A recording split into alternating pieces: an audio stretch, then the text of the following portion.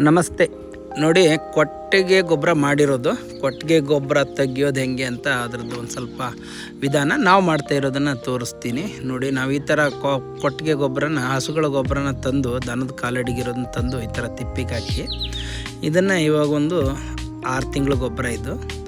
ಇದಕ್ಕೆ ನಮ್ಮದು ಗೊಬ್ಬರ ಗ್ಯಾಸ್ ಇದೆ, ಅದರ ಸ್ಲರ್ರಿ ಬಿಡ್ತೀವಿ, ಅದನ್ನು ತೋರಿಸ್ತೀನಿ ನಿಮಗೆ. ಅದನ್ನು ಸ್ಲರ್ರಿ ಬಿಟ್ಟು ಈ ಸದೆನೆಲ್ಲ ತಂದು ಹಾಕಿದಾಗ ಗೊಬ್ಬರ ಈ ಥರ ಆಗುತ್ತೆ. ಅದು ನೀರು ಆರಿಕೆ ಬರೋ ತನಕ ಬಿಡ್ತಿದ್ವಿ ಇಷ್ಟು ಸಲ, ಬಟ್ ಸ್ಲರ್ರಿ ರೆಗ್ಯುಲರಾಗಿ ಬರ್ತಾ ಇರೋದ್ರಿಂದ ಗೊಬ್ಬರ ಈ ಥರ ಸ್ವಲ್ಪ ಈ ಥರ ಆಗಿದೆ. ಈ ಗೊಬ್ಬರ ಹಾಕೋರೋದ್ರಿಂದ ಏನಾಗುತ್ತೆ ಅಂದರೆ ಒಳ್ಳೆ ಚೆನ್ನಾಗಿ ಕೊಳ್ತಿದೆ ಇದು. ನಾವು ಸದೆ, ಆಮೇಲೆ ಗಿಡದ ಎಲೆಗಳನ್ನು, ಆಮೇಲೆ ಗೊಬ್ಬರ ಏನು ಬರುತ್ತೆ, ಹಸುಗಳ ಸಗಣಿ ಏನು ಬರುತ್ತೆ ಅದನ್ನು ಹಾಕಿದ್ದೀವಿ. 6 ತಿಂಗಳಿಂದ ಕೊಳಿಸಿದ್ದೀವಿ ಇದನ್ನು ಚೆನ್ನಾಗಿ. ಇವಾಗ ಒಂದು 25 ಲೋಡ್ ಸಿಕ್ಕಿದೆ ನಮಗೆ. ಇದ್ರದ್ದು ತೊಟ್ಟಿ ಸೈಜ್ ಬಂದುಬಿಟ್ಟು 20 ಫುಟ್ ಅಗಲ ಇದೆ, ಒಂದು 30 ಫುಟ್ ಉದ್ದ ಇದೆ. ಇದರಲ್ಲಿ ಯಾಕೆ ಹಾಕ್ತೀವಿ ಅಂದರೆ ಗೊಬ್ಬರ ಚೆನ್ನಾಗಿ ನಿಮಗೆ ಕೊಳಿಬೇಕು ಅಂದರೆ ನೀರಿನ ಅಂಶ ಇರಬೇಕು.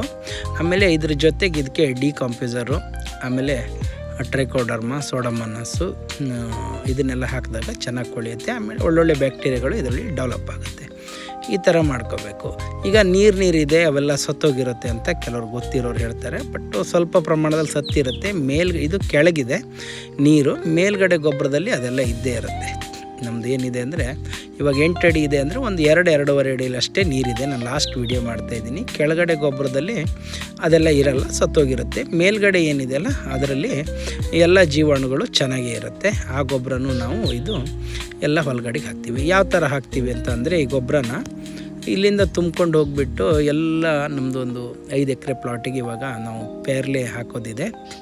ಜಪಾನೀಸ್ ರೆಡ್ ಡೈಮಂಡ್ ಅಂತ ಒಂದು ವೆರೈಟಿನ ಒಂದೊಂದು ಗಿಡದ ಬುಡಕ್ಕೆ ಒಂದೊಂದು ಪುಟ್ಟಿ ಗೊಬ್ಬರ ಹಾಕಬೇಕು. ನಾವು ಅಷ್ಟನ್ನು ಹಾಕ್ತಾಯಿದ್ದೀವಿ. ಆವಾಗ ಗಿಡಗಳು ಚೆನ್ನಾಗಿ ಬರುತ್ತೆ. ಈ ಗೊಬ್ಬರ 1 ವರ್ಷದ ತನಕ ಕೆಲಸ ಮಾಡುತ್ತೆ ನಿಮಗೆ. ಈ ಒಂದು ಸಲ ನಾವು ಒಂದು ಬುಟ್ಟಿ ಗೊಬ್ಬರ ಹಾಕಿದ್ರೆ 1 ವರ್ಷದ ತನಕ ಆ ಗಿಡ ಗ್ರೌತ್ ಆಗಿ ಸಾಕು. ವರ್ಷಕ್ಕೊಂದು ಸಲ ಗೊಬ್ಬರ ಹಾಕಿದ್ರೆ ಸಾಕಾಗುತ್ತೆ ಹಸುಗಳ ಗೊಬ್ಬರ ನೀವಾಗ. ಆಮೇಲೆ ಯಾವುದೇ ರೋಗಗಳು ಬರಲ್ಲ. ನೀವು ಈ ಗೊಬ್ಬರ ಹಾಕಿರೋದ್ರಿಂದ ಯಾವುದೇ ರೋಗಗಳು ಬರಲ್ಲ.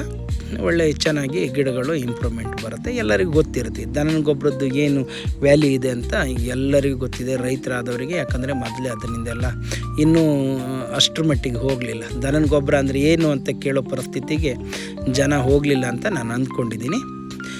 ಬಟ್ ಹಾಗಿರೋದ್ರಿಂದ ಇದರ ವ್ಯಾಲ್ಯೂ ಏನು ಅಂತ ಗೊತ್ತಿದೆ. ಇದರಲ್ಲಿ ಯಾವುದೇ ಮಣ್ಣು, ಕಲ್ಲು, ಸದೆ ನಾವು ಏನನ್ನು ಸದೆ ಹಾಕ್ತೀವಿ, ಮಣ್ಣು ಕಲ್ಲು ಏನು ಹಾಕಲ್ಲ, ಬರೀ ಹಸುವಿನ ಗೊಬ್ಬರನೇ ಇದು. ಆಮೇಲೆ ಸದೆ ಮಾತ್ರ ತುಂಬ ಕೊಡ್ತಿದೆ. ನೋಡಿ, ಇದು ಈ ಥರ ಗೊಬ್ಬರ ಆಗಿದೆ. ಎಷ್ಟು ಒಳ್ಳೆ ಗೊಬ್ಬರ ಆಗಿದೆ ಅಂದರೆ ಇದನ್ನು ನಾವು ಏನು ಮಾಡಬೇಕು ಅಂದರೆ ಡ್ರೈ ಆಗ್ಲಿಕ್ಕೆ ಬಿಡಬೇಕು, ಅಂದರೆ ಒಣಗ್ಲಿಕ್ಕೆ ಬಿಡಬೇಕು. ಈ ಗೊಬ್ಬರನ ಡೈರೆಕ್ಟಾಗಿ ಯಾವುದಾದ್ರು ಗಿಡಕ್ಕೆ ಹಾಕಿದ್ರೆ ಗಿಡ ಸುತ್ತೋಗ್ಬಿಡುತ್ತೆ. ಇದರಲ್ಲಿ ಅಂದರೆ ಸಿಕ್ಕಾಪಟ್ಟೆ ಇದಿರುತ್ತೆ, ಅಂದರೆ ಹೀಟ್ ಇರುತ್ತೆ, ಬಿಸಿ ಇದೆ ಇದು ಗೊಬ್ಬರ. ಗಿಡಕ್ಕೆ ಇದನ್ನು ಹಾಕಬಾರ್ದು. ಅದು ಯಾವುದೋ ಒಂದು ಆ್ಯಸಿಡ್ ಇದೆ ಇದರಲ್ಲಿ. ಇವಾಗ ಅದು ಡ್ರೈ ಆಗಬೇಕು. ಅದು ನನಗೆ ಹೆಸರು ನೆನಪಿಗೆ ಬರ್ತಾಯಿಲ್ಲ, ಗೊತ್ತಿರುತ್ತೆ ಆಲ್ಮೋಸ್ಟ್ ಕೆಲವು ಜನರಿಗೆಲ್ಲ. ಇದಿದೆ ಅಂದರೆ ಏನಿದೆ ಅಂತ ಕೇಳ್ತಾರೆ, ಬಟ್ ಅದು ಯಾವುದೋ ಒಂದು ಆ್ಯಸಿಡ್ ಬರುತ್ತೆ ಇದರಲ್ಲಿ. ಅದನ್ನು ಗಿಡಕ್ಕೆ ಹಾಕಿದಾಗ ಗಿಡ ಬೇರುಗಳೆಲ್ಲ ಸುಟ್ಟೋಗುತ್ತೆ. ನಾವು ಅದನ್ನು ಡ್ರೈ ಆಗೋ ತನಕ ಬಿಟ್ಟರೆ ಆಮೇಲೆ ಅದನ್ನು ಆರಾಮಾಗಿ ಗಿಡಗಳಿಗೆ ಹಾಕಬೇಕು. ಡ್ರೈ ಅಂದರೆ ಎರೆಹುಳದ ಗೊಬ್ಬರ ಇರುತ್ತಲ್ಲ ಆ ಥರ. ನಾವು ಇಷ್ಟು ದಿನ ಇದನ್ನು ಮೇಂಟೈನ್ ಮಾಡಿಸ್ತಾಯಿದ್ರು ನಮ್ಮ ಸರ್, ಈ ಥರನೇ ಸ್ಟಾಕ್ ಮಾಡಿಸ್ತಾಯಿದ್ರು. ಇವಾಗ ನಮ್ಮ ಸರೇನೆ ಎಲ್ಲ ಎರೆಹುಳ ಮಾಡಬೇಡ, ಇದನ್ನು ಖಾಲಿ ಮಾಡಿ ಇಟ್ಬಿಡು ಅಂತ ಹೇಳಿದ್ದಾರೆ. ಆ ಕಾರಣದಿಂದ ಇದನ್ನು ಪೂರ ಖಾಲಿ ಮಾಡಿಸಿ ಗಿಡಗಳಿಗೆ ಹಾಕ್ತಾಯಿದ್ದೀನಿ. ಒಂದು 20-25 ಲೋಡ್ ನಮಗೆ ಗೊಬ್ಬರ ಸಿಕ್ಕಿದೆ. ಬಟ್ ನಾವು ಹಸುಗಳು ಕಾಲಡಿಗಿರೋದನ್ನು ತೆಗಿತೀವಿ, ಆ ಗೊಬ್ಬರನೂ ಹಾಕ್ತೀವಿ, ಬಟ್ ಇದನ್ನು ಹಾಕ್ತೀವಿ. ನೋಡಿ, ಇದರಲ್ಲಿ ಈ ಸದೆ ಎಲ್ಲ ಮತ್ತೆ ರಿಟರ್ನ್ ತುಂಬ್ಕೊಬರ್ತೀವಿ. ಗೊಬ್ಬರ ತುಂಬುವಾಗ ಇದನ್ನೆಲ್ಲ ಎತ್ತಾಕಿ, ಭಾಳ ತುಂಬ ಸದೆ ಇತ್ತು ಅಂದರೆ ಅದನ್ನು ರಿಟರ್ನ್ ತಗೊಬಂದು ಹಾಕ್ತೀವಿ. ಹಂಗಿರೋದ್ರಿಂದ ನಾವು ಈ ಥರ ಒಂದು ಗೊಬ್ಬರ ನಾವು ಮಾಡ್ಕೊಂಡಿರೋ ಸಿಸ್ಟಮ್ಮು ಇದು. ಮಲೆನಾಡು ಪದ್ಧತಿ ಅಂತಲೂ ಹೇಳ್ಬೋದು. ಕೋಸ್ಟಲ್ಲು ಆ ಕಡೆ ಏನು ನಮ್ಮ ದಕ್ಷಿಣ ಕರ್ನಾಟಕ ಸ್ಟೈಲಲ್ಲಿ ಈ ಥರನ ಮಲೆನಾಡಲ್ಲಿ ಈ ಥರನೇ ಗೊಬ್ಬರನ ರೆಡಿ ಮಾಡ್ಕೊಳ್ತಾರೆ. ಅಲ್ಲಿ ಗಿಡಗಳು ಅದಕ್ಕೆ ಅಷ್ಟೆಲ್ಲ ಚೆನ್ನಾಗಿರುತ್ತೆ. ಇಲ್ಲಿ ನಮ್ಮ ದಾವಣಗೆರೆ ಸರೌಂಡು ಈ ಕಡೆ ಎಲ್ಲ ಈ ಥರ ಗೊಬ್ಬರ ಮಾಡೋರು ತುಂಬ ಕಮ್ಮಿ. ಎಲ್ಲ ಮೇಲ್ಗಡೆ ಹಾಕ್ತಾರೆ. ಮೇಲ್ಗಡೆ ಹಾಕಿದಾಗ ನಿಮ್ಗೇನಾಗುತ್ತೆ ಅಂದರೆ ಮಳೆ ನೀರೆಲ್ಲ ದಪ್ಪ ಬಿದ್ದಾಗ ಮೇಲ್ಗಡೆ ಇರೋ ಗೊಬ್ಬರದಲ್ಲಿ ನೀವು ತೊಟ್ಟಿ ಮಾಡದೆ ಮೇಲ್ಗಡೆ ಗೊಬ್ಬರನ ಇಡ್ತಾರೆ. ಅದರಿಂದ ಏನು ತೊಂದರೆ ಆಗುತ್ತೆ ಅಂತ ಹೇಳ್ತೀನಿ. ಏನಾಗುತ್ತೆ ಅಂದರೆ ತುಂಬ ಮಳೆ ಬಂತು ಅಂತ ಇಟ್ಕೊಡ್ರಿ, ಆವಾಗ ಮೇಲ್ಗಡೆ ಇರೋ ಗೊಬ್ಬರದ ಅದಕ್ಕೊಂದು ಗೊಬ್ಬರದ್ದು ಒಂದು ಲಿಕ್ವಿಡ್ ಥರನೋ ಏನೋ ಒಂದು ಅಂಶ ಇರುತ್ತೆ, ಅದು ಇಳ್ಕೊಂಡು ಹೋಗ್ಬಿಡುತ್ತೆ. ಸೀದಾ ಮಳೆ ನೀರಿಗೆ ತೊಳೆದು ಮೇಲ್ಗಡೆ 1 ಲೋಡ್ 2 ಲೋಡ್ 3 ಲೋಡ್ ಗೊಬ್ಬರದಲ್ಲಿ ಗೊಬ್ಬರದ ಅಂಶನೇ ಇರಲ್ಲ. ಅದು ಬರೀ ಶದೆ ಆ ಥರ ಆಗಿರುತ್ತೆ, ಅದರಲ್ಲಿರಲ್ಲ, ಕೆಳಗಡೆ ಹೋಗಿ ಸೇರಿರುತ್ತೆ. ಅದೇ ನೀವು ಈ ಥರ ಹಾಕಿರೋದ್ರಿಂದ ನಿಮ್ಮ ಎಲ್ಲೂ ಹೋಗ್ಲಿಕ್ಕೆ ಜಾಗನೇ ಇರಲ್ಲ ಅಲ್ವಾ, ಅದರಲ್ಲೇ ಇರಬೇಕು. ಅದು ಎಲ್ಲೂ ಹೋದರೂ ಅಲ್ಲೇ ಇರಬೇಕು, ಅಲ್ಲೇ ರಿಪೀಟ್ ಆಗಬೇಕು, ಆ ಥರ ಆಗುತ್ತೆ. ಆಮೇಲೆ ತುಂಬ ಬಿಸಿಲು ಬಿತ್ತು ಅಂದಾಗೂ ಆ ಬಿಸಿಲಿಗೂ ಡ್ರೈ ಆಗಿ ಎಲ್ಲ ಸತ್ತೋಗಿರುತ್ತೆ ಜೀವಾಣುಗಳು, ಅದು ಇರಲ್ಲ.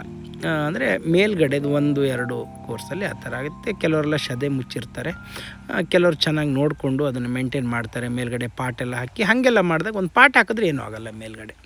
ಇಲ್ಲ ಅಂದರೆ ನೀವು ಈ ಥರ ತೊಟ್ಟಿ ಮಾಡಿ ಇದರಲ್ಲಿ ಇಟ್ಕೊಂಡ್ರೆ ಏನಾಗುತ್ತೆ ಅಂದರೆ ಗೊಬ್ಬರ ಚೆನ್ನಾಗಿ ಕೊಳತಿರುತ್ತೆ. ಅದರಲ್ಲಿ ಡಿಕಾಂಪೋಸರ್ ಹಾಕಿದ್ರೆ ಇನ್ನೂ ಬೇಗ ಹೋಗುತ್ತೆ ನಿಮಗೆ. ನಾವು ಡಿಕಾಂಪೋಸರ್ ಹಾಕ್ತೀವಿ, ಸಾಯಿಲು ಡಿಕಾಂಪೋಸರ್ ಇವನ್ನೆಲ್ಲ ಹಾಕಿರ್ತೀವಿ, ಯಾಕಂದರೆ ಅದರಲ್ಲಿರೋ ಪ್ರತಿಯೊಂದು ಕಣಗಳು ಕೊಳತಿರಲಿ ಅಂತ. ಆಮೇಲೆ ಗಿಡಗಳಿಗೆ ಇದನ್ನು ತಗೊಂಡೋಗಿ ಒಣಗ್ತೀವಿ. ನಾವು ಇವಾಗ ಇದನ್ನು 15 ದಿವಸ ಡ್ರೈ ಆಗಲಿಕ್ಕೆ ಬಿಡ್ತೀವಿ. ಒಯ್ದ್ಮೇಲೆ ಅದು 15 ದಿವಸ ನೀರೆಲ್ಲ ಭೂಮಿಗೆ ಇಳ್ಕೊಳ್ಳುತ್ತೆ, ಭೂಮಿ ಡ್ರೈ ಇರುತ್ತಲ್ವ, ಭೂಮಿಗೆ ಇಳ್ಕೊಳ್ಳುತ್ತೆ. ಆ 15 ದಿವಸದ ನಂತರ ಇದನ್ನೆಲ್ಲ ಬುಟ್ಟಿ ತಗೊಂಡು ಲೇಬರ್ ಥ್ರೂ ಎಲ್ಲ ಗಿಡಗಳ ಹತ್ತತ್ರ, ಅಂದರೆ ಒಂದು ಗಿಡ ಇದೆ ಅಂದರೆ ಒಂದು 2 ಫುಟ್ ದೂರದಲ್ಲಿ ನಾವು ಹೊಸದಾಗಿ ಪ್ಲ್ಯಾಂಟಿಂಗ್ ಮಾಡ್ತಾ ಇರೋದು. ಇವಾಗ ಗುಣಿ ಹೊಡೆಸಿಟ್ಟಿದ್ದೀವಿ, ಆ ಗುಣಿಯಿಂದ ಒಂದು 2 ಫುಟ್ ದೂರದಲ್ಲಿ ಇದನ್ನು ಹಾಕ್ತೀವಿ. ಅಲ್ಲಿ ಒಂದು 10 ದಿನ ಡ್ರೈ ಆಗಲಿಕ್ಕೆ ಬಿಡ್ತೀವಿ. ಯಾಕೆ ಅಂದರೆ ಫುಲ್ ಇದು ಡ್ರೈ ಕಂಟೆಂಟ್ ಇರುತ್ತೆ. ಇದರಲ್ಲಿ ಒಂದು ಸ್ವಲ್ಪ ಉಪ್ಪಿಟ್ಟು ಥರ ಹಾಕಬೇಕು ಅಂದ್ಕೊಂಡು, ಉಪ್ಪಿಟ್ಟು ಹೆಂಗೆ ರವರವಾಗಿ ಡ್ರೈ ಆಗಿ ಬರುತ್ತಲ್ವ ಆ ಥರ ಉಪ್ಪಿ ಅಷ್ಟು ಮಣ್ಣನ್ನು, ಈ ಮಿಶ್ರಿತ ಮಣ್ಣನ್ನು ಗಿಡದ ಬಡ್ಡೆಗೆ ಹಾಕ್ತೀವಿ, ಗೊಬ್ಬರ ಮಿಶ್ರಿತ ಮಣ್ಣನ್ನು. ಅಂದರೆ ಒಂದು 3 ಇಂಚು 4 ಇಂಚು ಹೈಟ್ವರೆಗೆ ಬರೋದು. ಆಮೇಲೆ ಅದ್ರ ಮೇಲ್ಗಡೆ ಏನು ಮಾಡ್ತೀವಿ, ಗಿಡ ಇಟ್ಬಿಟ್ಟು ಅದ್ರ ಮೇಲ್ಗಡೆ ಈ ಮಿಕ್ಸ್ ಆಗಿರೋ ಮಣ್ಣನ್ನು ತುಳಿತೀವಿ. ಡೈರೆಕ್ಟಾಗಿ ಗಿಡನ ನಾವು ಮಣ್ಣಿನ ಮೇಲೆ ಇಡಲ್ಲ, ಗೊಬ್ಬರದ ಮೇಲೆ ಇಡ್ತೀವಿ. ಅದ್ರ ಮೇಲ್ಗಡೆಯಿಂದ ಮತ್ತೆ ಮಣ್ಣು ಹಾಕಿ ಕ್ಲೀನಾಗಿ 1 ಸಲ 2 ಸಲ ತುಳಿದ್ಬಿಟ್ಟು ಗಿಡ ಇಡ್ತೀವಿ. ಆಲ್ಮೋಸ್ಟ್ ಎಲ್ಲರೂ ಆ ಥರ ಮಾಡ್ತಾರೆ. ನಾವು ನೆಡೋ ಸಿಸ್ಟಮ್ ಹಾಗಿದೆ. ಹಿಂಗೆ ಮಾಡೋದ್ರಿಂದ ಏನಾಗುತ್ತೆ ಅಂದರೆ ಗಿಡಗಳ ಗ್ರೋತು ನಿಮಗೆ ಬೇಗ ಬರುತ್ತೆ. ನಮ್ಮ ಪೇರ್ಲೆ ಗಿಡಗಳನ್ನು ನಿಮಗೆ ತೋರಿಸ್ತೀನಿ. ಆ ಥರ ಮಾಡಿರೋದ್ರಿಂದ ಲಿಂಬೆ ಗಿಡ ಇರ್ಬೋದು, ಭಾಳ ಬೇಗ ಇಳುವರಿನೂ ಬರುತ್ತೆ.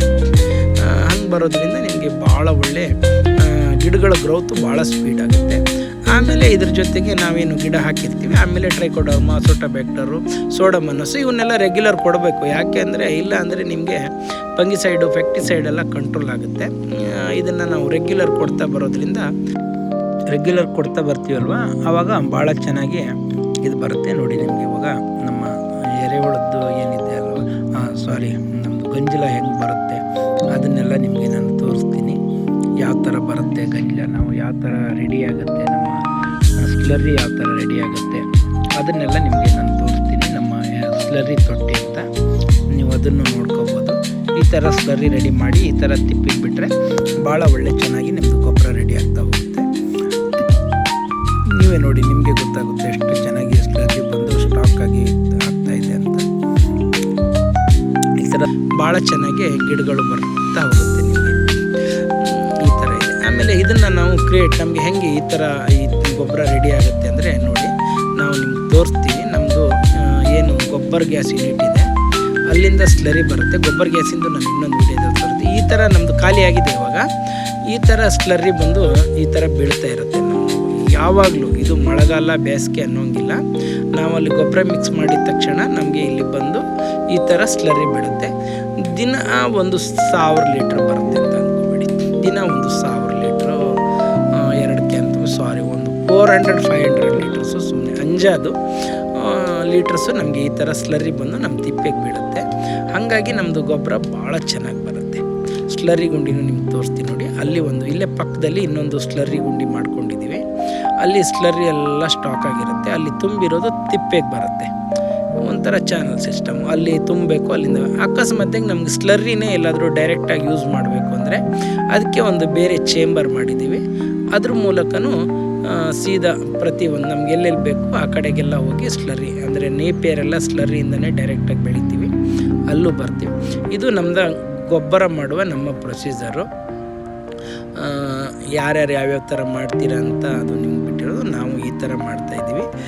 ಭಾಳ ಚೆನ್ನಾಗಿ ಟಾಪ್ ಗೊಬ್ಬರ ಬರುತ್ತೆ ನಮಗೆ. ನಮ್ಮ ಗೊಬ್ಬರನ ಟ್ಯಾಕ್ಟ್ರಿ ಒಂದು ಲೋಡಿಗೆ JCPಯಲ್ಲಿ ಲೋಡ್ ಮಾಡಿದ್ರೆ 15,000 ರೂಪಾಯಿ ವರ್ತ್ವರೆಗೂ ಈ ಹಸುವಿನ ಗೊಬ್ಬರ, ಅಂದರೆ ಇಂಡಿಯನ್ ಬ್ರೀಡ್ ಹಸುವಿನ ಗೊಬ್ಬರ ಅಲ್ಲಿ ತನಕನೂ ಸೇಲ್ ಆಗುತ್ತೆ.